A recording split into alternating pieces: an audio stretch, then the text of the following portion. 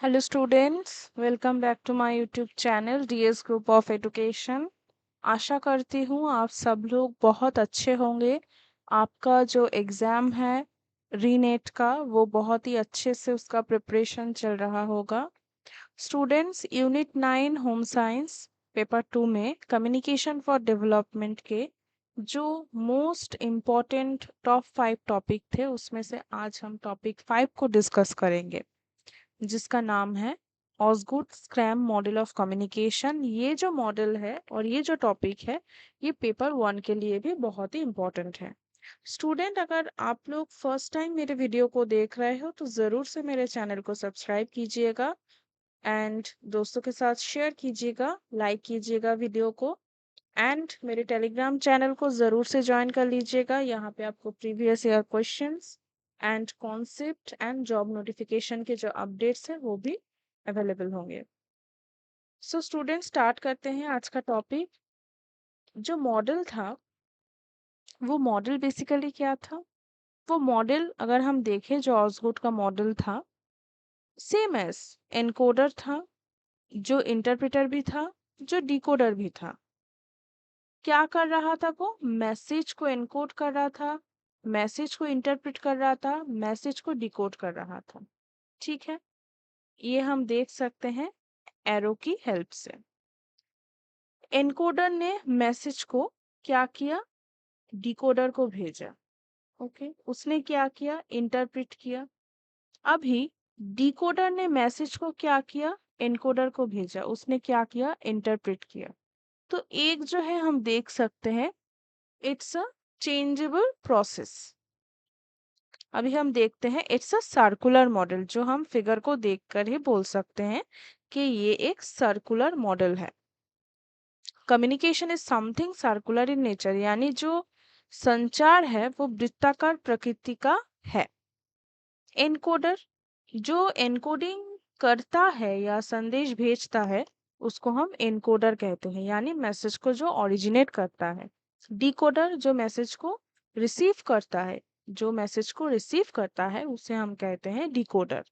Interpreter जो व्यक्ति अ, समझाने में, यानी जो विश्लेषण करता है, अनुभव करता है या व्याख्या करता है, यानी जो इंटरप्रेट करता है उसको हम कहते हैं इंटरप्रेटर। ये मॉडल प्रेषक यानी जो सेंडर है और प्राप्तकर्ता जो रिसीवर है उसको तोड़ता है।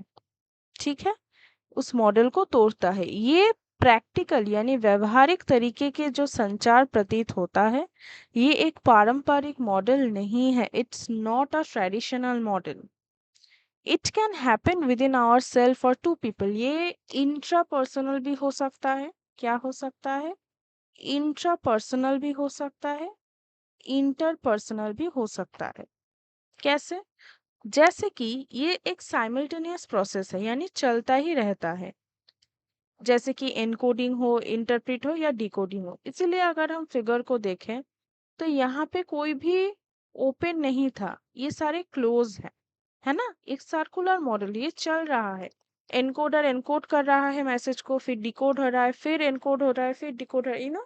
इट्स अ सर्कुलर मॉडल या वृत्ताकार मॉडल। और क्या बोल रहा है यहाँ पे? Semantic noise is a concept introduced here. जो सिमेंटिक नॉइस का जो कॉन्सेप्ट है वो इस मॉडल पे ही इंट्रोड्यूस हुआ था। जैसे कि हम देख सकते हैं क्या क्या है। टेक्निकल लैंग्वेज है जो एक तरह का सिमेंटिक नॉइज भी हो सकता है। फॉर एग्जाम्पल, आप किसी ऐसे व्यक्ति से बात कर रहे हो जो कुछ ऐसा टर्म यूज कर रहा है जो आपको समझ नहीं आ रहा है, पर उसको पता है कि हाँ इसका ये मतलब है। पर अगर आपको वो समझ ना आए तो आप कैसे उसे डिकोड करोगे? है ना? जब एनकोडर जो सेंडर है आपको भेज रहा है, अगर आप उसको डिकोड ही नहीं कर पाओगे तो रिसीव कैसे करोगे? तो ये है सिमेंटिक नॉइस। अभी एडवांटेज क्या है, क्या क्या सुविधा है? बेसिकली ये एक गतिशील मॉडल है, यानी दिखाता है कि कोई स्थिति कैसे बदल सकती है। ओके, ये दिखाता है कि अतिरेक क्यों एक आवश्यक हिस्सा है, यानी रिडंडेंसी क्यों एक एसेंशियल पार्ट है। कोई अलग प्रेषक और प्राप्तकर्ता नहीं है। प्रेषक और प्राप्तकर्ता एक व्यक्ति होते हैं या 2 भी हो सकते हैं। और क्या है यहाँ पे फीडबैक एक सेंट्रल फीचर है। एंड डिसएडवांटेज क्या है? The model does not talk about semantic noise and it assume the moment of encoding and decoding. ये जो मॉडल है ये सिमेंटिक नॉइज को इंट्रोड्यूस तो किया है पर उतना ज़्यादा यहाँ पे डिस्कशन नहीं हुआ है जब एनकोडिंग एंड डिकोडिंग हो रहा है। So this is all about student. ये बहुत ही छोटा सा टॉपिक था। आई होप आप लोगों को समझ आया होगा। अगर ये टॉपिक रिलेटेड आपको कोई भी क्वेरी है तो आप कमेंट में लिख सकते हो। एंड ज़रूर से मेरे टेलीग्राम चैनल को ज्वाइन कर लीजिएगा एंड मेरे यूट्यूब चैनल को सब्सक्राइब कर लीजिएगा। Thank you for watching.